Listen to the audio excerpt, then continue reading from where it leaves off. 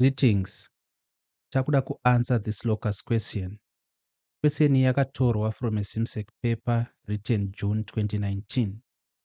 Question yedu inoti: use ruler and compasses only for all constructions and show clearly all construction lines and arcs. All constructions should be done on a single diagram. A. Triangle ABC is such that AB is equal to BC, which is also equal to 7 centimeters. And angle ABC is equal to 120 degrees.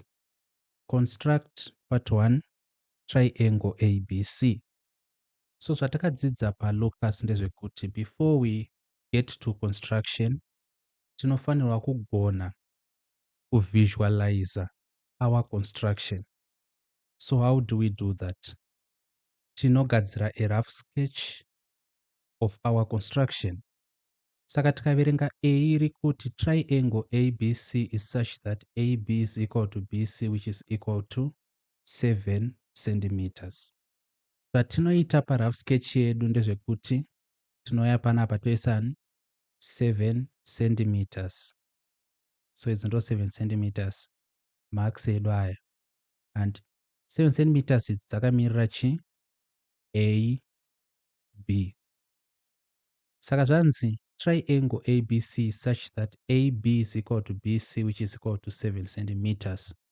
And angle ABC is equal to 120 degrees. Construct.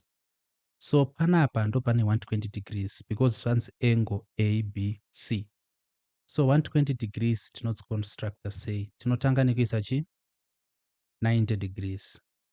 Like this. Saka dai so tatova ne 90 degrees. Then tine 90 degrees kudaro. We know isusu kuti tikaedha 90 degrees tikadziedha to 30 degrees tinowana 120 degrees. Saka zvatofanirwa kuita ndezvekuti kunoku tofanirwa kuisa chi? 60. Andika taisa 60 kudaro dzinouya dzichidai so. Then kunoku this is 60 degrees. Asi manje kubva papoint inoi kunobata apa inenge iri 90 because kana kunoku iri 90 kunoku iri 90 futi, of which 90 degrees subtracting 60 degrees zvinotipa chi? 30 degrees because it's 9 minus 6 ndi 3. Saka kana panapa iri 60 degrees zvoreva kuti panapa ichi i 30 degrees. Saka 30 degrees idzi plus 90 degrees dziri kunoku zvoreva kuti line rino iri kubva papoint inoi kunobata kunoku inenge iri chi? 120 degrees. Saka C yedu inofanirwa kunge iri somewhere kunoku. Mapaona. Saka tinomeasure kubva papoint inoi tinomeasure 7 centimeters because taudzwa kuti BC ndi 7. Saka 7 centimeters yoya kunoku. Then kubva pa taudzwa kuti AB is equals to BC. Saka AB ndi 7 centimeters, BC ndi 7 centimeters. Saka chazongonobatanidza chi? Maline edu kunoku. Saka ndo mabudiro anofanirwa kunge akaita our triangle. Okay. Saka panapa ndoda kumaka firstly panzi ipo construct this triangle ABC. Saka ndinouya panapa kwanzi 3 marks. Ndinouya panapa ndotarisa ndoona kuti A, B 7 cm dzabuda. Ndaona 7 cm dzepanapa dzabuda. Then ndakuchida unotarisa kuti taconstruct here 120 degrees. So ndiri kuona panapa kuti 120 degrees hadzina kuitwa. So explanation yandaita apa ndiri kufila kuti yanga iri rushed. So I want to re-explain kuti 120 degrees tinodziconstructa sei. Saka 120 degrees tinodziconstructa sei. Zvinoitika panapa ndezvekuti taudzwa isusu kuti tine line redu iri handiri. Then line iri rofanirwa riri chi? 7 centimeters riri A, B. Ndokuudzwa kuti BC zvakare ringe equal to chi? To 7 centimeters. Asi taudzwa isusu kuti ABC is 120 degrees. Saka zvoreva kuti pana B panapa ndo panofanirwa kuitwa 120 degrees. Tinodziita sei? 120 degrees tichadai so tinotanga taisa 90. So madegrees akawanda anenge ari above 90 degrees kumagadzira we are required kutanga taisa chi 90. tobva toya panapa machigirafu pepa kwedu takuda kuchifunga manje. Takuti isusu 120 degrees tikasubtracta from 90 tinowana ani? Yatinowana yacho ndo inofanirwa iri kusaidi kunoku. Saka kunoku tatova nechi ne90 handidi. Tinoda kuti plus something kuti tipe chi 120 degrees line redu richienda kunoku. Kuitira kuti kubva paline redu kunobata pahorizontal kana kuti kubata line rakarara iri inenge iri 120 degrees. Saka 0 minus 0 is 0, then 9, 10, 11, 12. Toona kuti 30 degrees.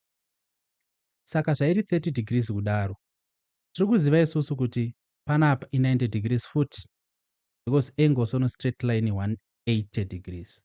Saka kana kuside kunoku iri 90 degrees, zvinoreva kuti kuside uku ichi i90 degrees zvakare. Okay. So takuti isusu 90 degrees tinodzisubtracta nani kuti tiwane 30. 90 degrees tinodzisubtracta na60 kuti tiwane 30. Tazviitirei? Tazviitira kuti kana kusaidi kunoku kwatiri kuda kuwedzerera maangles atichazoedha na90 yagara iri kuno kuti tiwane 60 kuti tiwane 120 tinenge tiine chi akinoi tinodai so, then tadai so todai iyi inenge iri chi 60 degrees. Saka kana iyi iri 60 degrees ishi pati inoi handiti iyi pati ichii takangotarisa kuright kwedu. Saka kuright kwedu kune 90 degrees but isusu tagadzira 60 inoi. Tikati 90 minus 60 tinowana 30 degrees. Saka panapa yachi 30 degrees. Maona? Saka zviri kuitika ndezvekuti 30 degrees dziri panapa apa, it's 30 degrees idzi. Tikadziti plus 90 dziri kunoku idzi, 90 plus 30 tinowana ani? 90 degrees and plus 30 degrees tinowana 0, 9, 10, 11, 12 tinowana 120 degrees.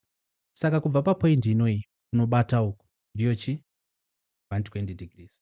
So zvatakuchifanirwa kungoita manje ndezvekuti takufanirwa isusu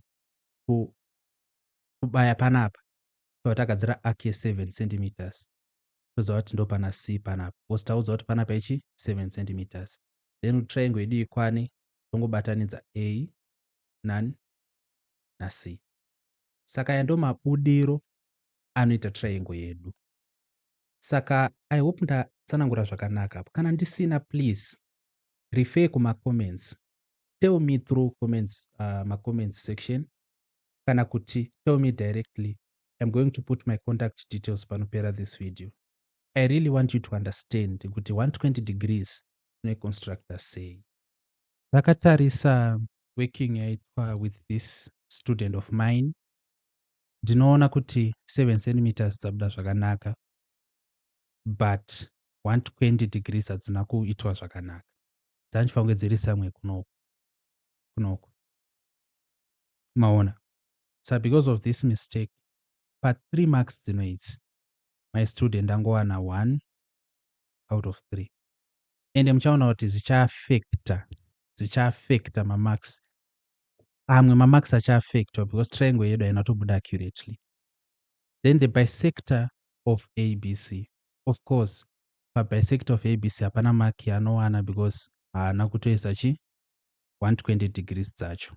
Kubisector takatsanangura tichiti kuhafura into 2 halves. Saka kubisector the angle ABC, kubisector 120 degrees tichiwana 60 degrees, 60 degrees. Saka kana 120 dzisina kutoitwa zvakanaka, zvazvinotoreva ndezvekuti pa part 2 hapana mark inoafodewa. Then perpendicular bisector of side BC. Saka side BC harina kuitwa zvakanaka, so we cannot talk about a perpendicular bisector. Because a perpendicular bisector and iyi tiri kungohafura side BC, mapaona. Saka ndiri kuona kuti BC yavo ndei isati kaita error carried over perpendicular bisector iri panapa. So I am just going to afford it 1 mark. I will afford it 1 mark panapa. Then ndikatarisawo mistake yaitwa apa, pane here bisection yaitwa paangle ishi iripo panapa. Saka carrying the tichiita error carried forward panapa ndo afford 1 mark. Patova kutsvakiridza uku but mamarks ari kutoraswa. Then zvazvanzi point D is on the same side of AB as C, and point D is on the same side of AB as C, and is such that AD is equals to 7 centimeters and BAD is equal to 45 degrees. Construct BAD. Saka BAD panapa tisataenda kure, since tatoudza kuti BAD 45 degrees, handisi kuona proof yekuti apa patomboitwa effort yekuti ive 45 degrees. Handisi kuona proof yekuti apa paitwa effort yekuti ive 45 degrees, because paifanira kunge paina 90 panapa. Pakaita 90 panapa, then top bisector the 90 degree kuti 45 ibude. Saka since pasina kutiwa 90 panapa, handisi kuona effort yekuti taconstructa BAD. So panapa there is no mark at all. Then zvazvanzi mark and label point D. Of course, no mark afforded here. Shade the region inside the triangle on the same side of ABSC, which contains the points which are nearer BC than BA and nearer B than C. Iyi haibudei because tatokoniwa kugadzira BC zvakanaka. Kureva kuti panapa, out of 3, 4, 5, 6, 7, 8, 9, 10, 11, 12. Tawana 1, 2, 3. 3 out of 12. And what is the percentage here? Saka tiri kuti we need to find the percentage of 3 over 12 multiplied by 100. The half of 100 is 50. Then 2 into 12 is 6. Panapa innovator 3. Katsvaga half inoi panapa innovator 25. Then 3 into 3 into 1 into 3 into 1. 1 times 25. Kureva kuti apapa it's 25%, which is a U. So what I have to do panapa is redo. Into that question idzokorodzwe. This is my student. I will keep the name concealed to protect the identity of my student. As kana my students angu akagona, I will tell you the name. So this is one of my students, one of my many students. So this is the work I chose to demonstrate how to answer this question of locus. But before I go, ndinoda kudzokorodza kuti 120 inotsvagwa sei. Tinotsvaga sei 120 degrees? So apa handisi kuda kupa explanations akawanda, ndinoda kungoita cut to the chase. Ndinoda kunobata matsvakiro chaiwo chaiwo atinoita. So if you did not understand my explanations andanga ndichiita to try to bring sense to the method, now listen. Kana tichitsvaga 120 degrees, tiine line ratapiwa. Tapiwa line like this. Tiri kutsvaga 120 degrees. Saka tiri kuti 120 degrees, tongoti line redu iri tagadzira 7 centimeters panapa. And tichishandisa maaxe. Taudza kuti panapa ndi A, apa ndi B. Taudza kuti apa ndi A, apa ndi B. Toda kutsvagira 120 pana B. Saka tinotanga nekugadzira 90 degrees. Like this. Saka ndogona kutoya ndikanyora tumanotes panapa. Constructing 120 degrees. Step 1. Construct 90 degrees. Then to construct 90 degrees, we must make a choice. not choice, but we must actually make a decision kuti tiri kuda kuti 120 degrees dzedu dzibudire kupi. Saka tikatarisa in this situation tiri kuda kuti 120 degrees dzibudire kusaidi kunoku kuitira kuti dzizovawo kunoku. Mapaona? So tadecide kuti toda kuti 120 dzibudire kupi. In most cases tichida kuti dzinobudira kuchi? Kuright. Saka what are we going to do? Then tichati step number 2, on other side and it construct 60 degrees. Saka which other side ratiri kutaura? Side kunoku. Toconstructa chi? 60 degrees. Dzino idzi dzakadai. Saka ino ishi i60 degrees. Kana iyi iri 60, iko kuside kunoku right iri 90, zvoreva kuti panapa pachava chi? Pachava 30 degrees. Kana pairi 30 degrees kunoku tatoona kuti right angle, saka i90 degrees. Tikati 90 plus 30 tinowana 120. Kureva iko kuti kubva panapa paline redu iri tichiuya uku ndiyo chi? 120 degrees. Saka ndo maconstructor atinoita. Unoisa 90, then kune rimwe side woisa 60. 30 plus 90, 120. Then manje pakweseni yedu iyi taudzwa isusu kuti BC ndi 7 cm. Kureva kuti tichanoruma pana B, todrowa arc, tovhura 7 cm parula, todrowa arc panapa.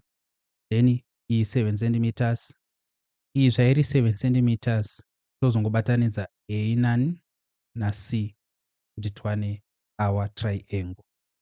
Saka ndadzokorodza maybe 3 times, hoping kuti munobata kuti inogadzirwa sei.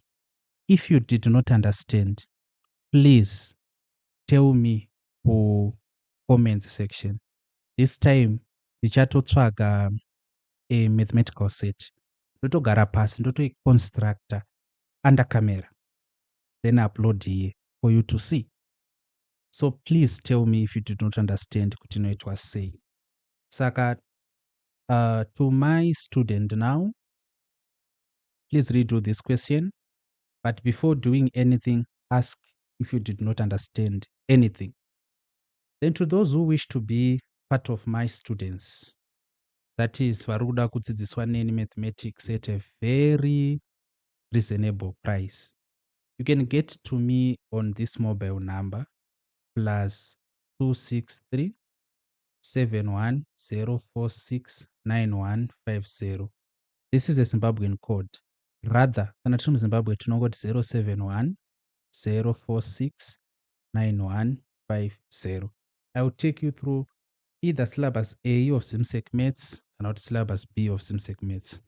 If you have any questions, direct them to the comments section or ask pa numbers under provided. So otherwise, if you understood this lesson, thank you for your patience and take care.